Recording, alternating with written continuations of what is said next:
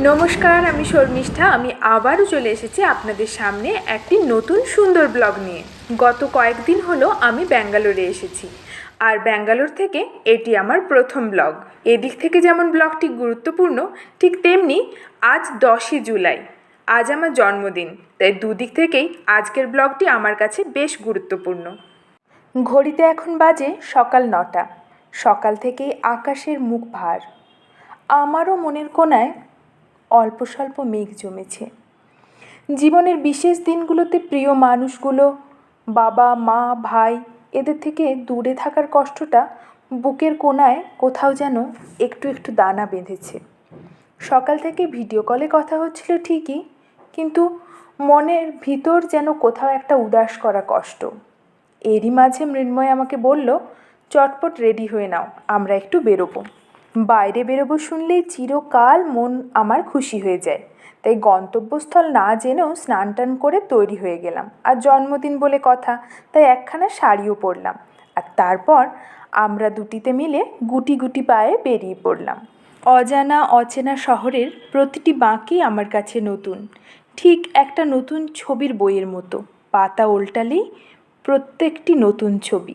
হাঁটতে হাঁটতে আমরা একটি ছোট্ট সুন্দর মন্দিরে এসে পৌঁছালাম। গণপতি বাপ্পা, মানে আমাদের গণেশ ঠাকুরের মন্দির। এই কদিনে এখানে এসে আমরা যা বুঝেছি, এখানকার মানুষজন ভীষণ রকম ধার্মিক। তাই দু এক হাত ছাড়া ছাড়াই এরকম অজস্র ছোট বড় মন্দির ছড়িয়ে ছিটিয়ে রয়েছে। সে যাই হোক, মন্দিরে এসে এক নিমেষে আমার মনটা যেন খুশি হয়ে গেল। মন্দিরটি ছিমছাম সুন্দর। মন্দিরের পুরোহিত মশাইয়ের সঙ্গে কথা বলে জানতে পারলাম আর কিছুক্ষণের মধ্যেই পুজো শুরু হবে, এবং আমরা আমাদের বাড়ির সবার নামে পুজো সংকল্পও করতে পারবো। এবং এখানে সুন্দর করে আরাধনা এবং আরতিরও ব্যবস্থা রয়েছে। সকালবেলায় যে দুঃখের মেঘটা মনের মধ্যে চেপে বসেছিল, সেটা যেন ধীরে ধীরে কাটতে শুরু করলো, আর মনটা খুশিতে ভরে উঠতে লাগলো।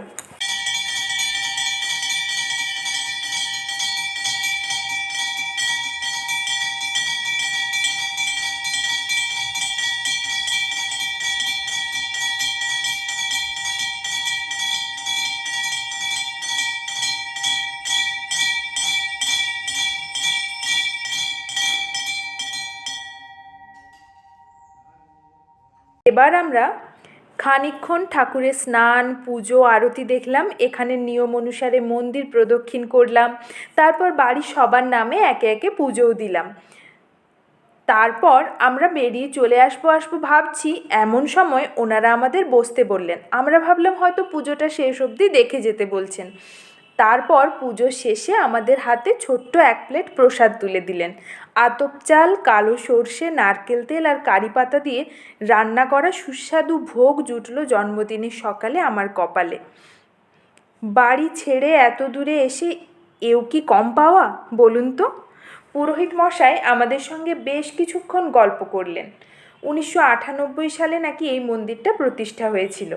প্রতি বছর নাকি একবার এখানে মহা ধুমধাম করে অনুষ্ঠান হয়। দেশ বিদেশ থেকে অনেক মানুষজন আসেন, বিখ্যাত। আমাদেরও আসতে নিমন্ত্রণ করলেন। নিমন্ত্রণ পেয়ে স্বভাবতই আমরা খুশি হয়ে গেলাম। ওনার সাথে গল্প করতে আমাদের বেশ ভালো লাগছিল। মনেই হয়নি যে সম্পূর্ণ অপরিচিত একজন মানুষের সাথে আমরা গল্প করছি। প্লেটের ওপর সাজানো রয়েছে ওই যে প্রসাদখানি, ওই প্রসাদই আমাদেরকে দেওয়া হয়েছিল। আজকে যদিও মন্দিরে জমায়েত কম ছিল, তাই প্রসাদের পরিমাণও কম। আর এই প্রসাদ প্রত্যেক দিন পুরোহিত মশাই নিজের হাতে রান্না করেন। আমাদের ওদিকেও এরকম দু একটা মন্দির আছে, যে মন্দিরে আমরা আগে গেছি। তো এই মন্দিরটি দেখে আমাদের সেই বাড়ির সামনের মন্দিরটির কথাই বারবার দুজনেরই আমাদের মনে হচ্ছিল। হ্যাঁ, এবার বলি, আবার যখন আমরা চলে আসছিলাম, তখন আবার আমাদের হাতে এক প্যাকেট প্রসাদ আর একটি হলদি কুমকুম দিয়ে আমার হাতে বললেন যে রোজ স্নান করে কপালে ছোঁয়াবে। আহা, ঠিক বাড়ির লোকের মতো। খুব সুন্দর কাটলো কিছুটা সময় আমাদের। এই মন্দিরে না এলে হয়তো অনেক কিছুই পাওনা থেকে আমরা বঞ্চিত থেকে যেতাম। অনেক ছোট ছোট পাওয়া দেখবেন অনেক সময় মনের ভেতরে গিয়ে লাগে, অনেক আনন্দ দেয়। স্বল্প মূল্যের কিছু জিনিসই অনেক সময় অমূল্য হয়ে থাকে। আজকের সকালটিও ঠিক তেমনি। পুজো শেষ হতে হতে অনেকটা টাইম লেগে গেল।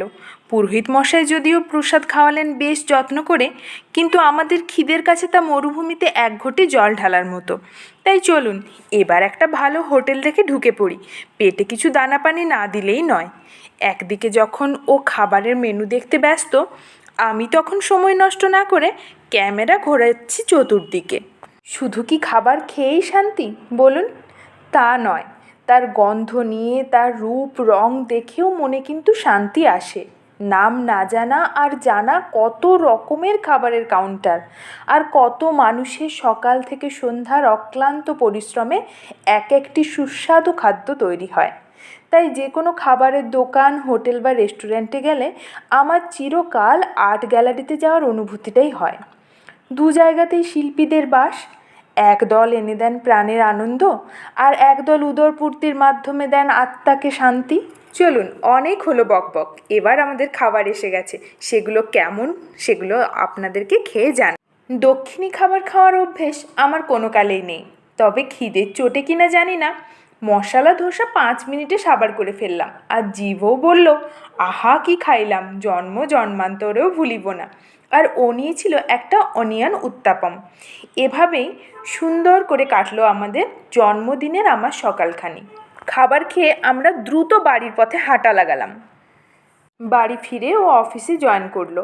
আমার জন্মদিন বলে আজ ওয়ার্ক ফ্রম হোম নিয়ে বাড়ি থেকে কাজ করছিল, আর আজ আমার ছিল রান্নাঘর থেকে পুরোপুরি ছুটি। আমিও আমার মতো কিছুটা সময় কাটালাম। তারপর ওই মোটামুটি দুপুর 2টোর দিকে আবার আমরা গিয়ে হাজির হলাম লাঞ্চ সারতে দক্ষিণী রেস্টুরেন্টে। তাই ভেবেছিলাম সকালের মতোই কিছু খাবার দেবে, কিন্তু থালার ওপর যখন কলাপাতা বিছিয়ে ছোট ছোট বাটিতে করে নখানা পদ সাজিয়ে আমার সামনে তারা পরিবেশন করলেন, তাতেই আমার মনটা তারা জিতে নিলেন। আমি পুরোপুরি ভেতর থেকে গলতে শুরু করলাম।